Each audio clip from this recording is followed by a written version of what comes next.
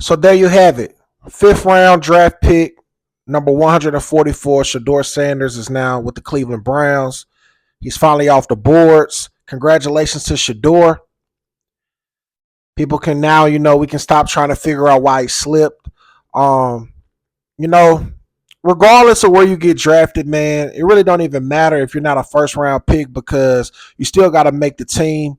It's a 53-man roster at the end of the day. It's every man for himself, and you got to figure it out.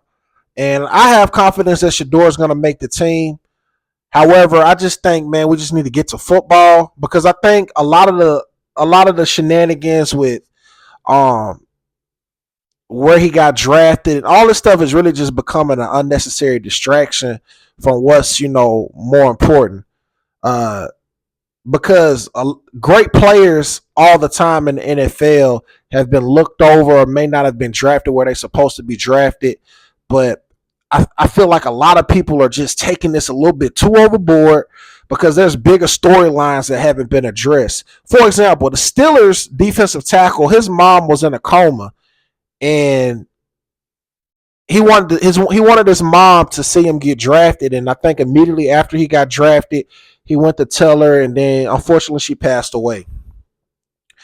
Even if Shedeur didn't get drafted, Shedeur was gonna be fine, man, because Shedeur Sanders is well off. He's a multimillionaire, and I was talking to somebody today about it, and they were saying something about like butt breaking, and they're trying to make an example out of Shedeur.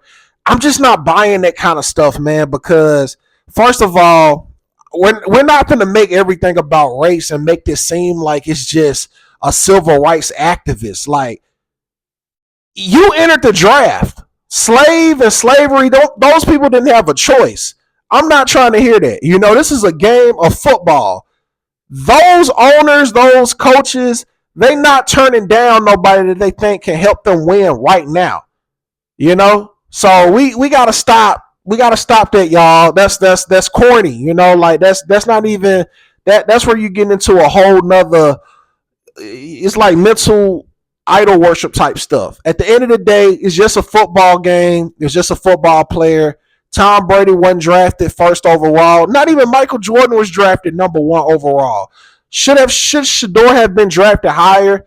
Maybe so. He possibly but he wasn't. But he's in the draft and he got drafted. He's in the NFL. Now he just got to make the team because Matt Jones, who was the quarterback for Alabama, had a good reputation going into the draft. They was thinking he could possibly be the second coming of Tom Brady. He's not in New England right now. He's the backup in Jacksonville. So Shedeur could very well have got drafted number 2, number 3, number 9, number 21 maybe, and got in and injured himself or, possibly just stunk up the place. We don't know.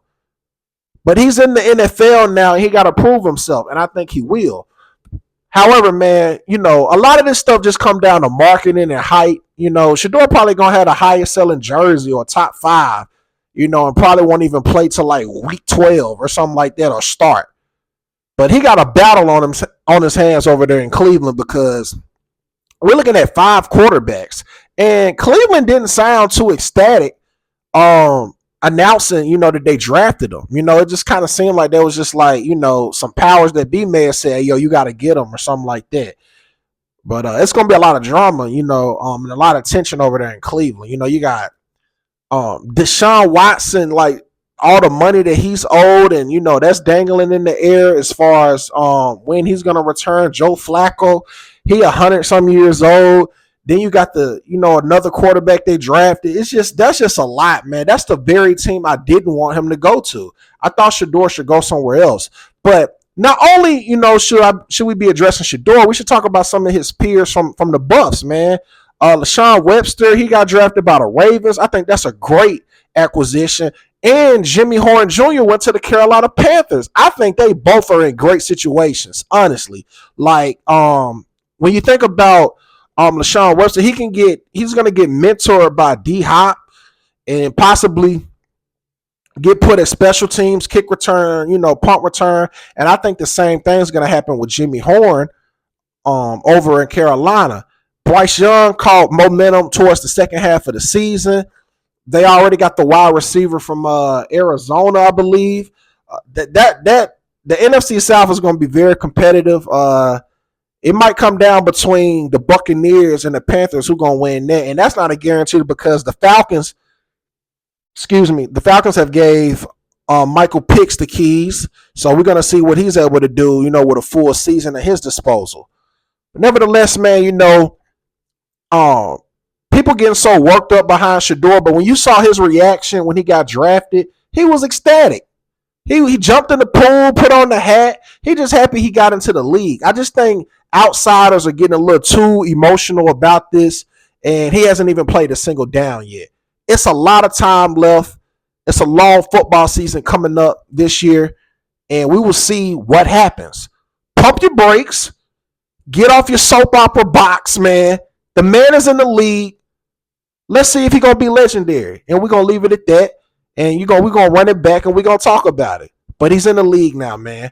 If you made this far to the video, I want to say thank you for watching. Please hit the like button. Subscribe to the God Level Genius YouTube channel and hit that notification bell so you can get more content. I am James Vergado, and as always, be God Level. The genius is in you. God Level Genius.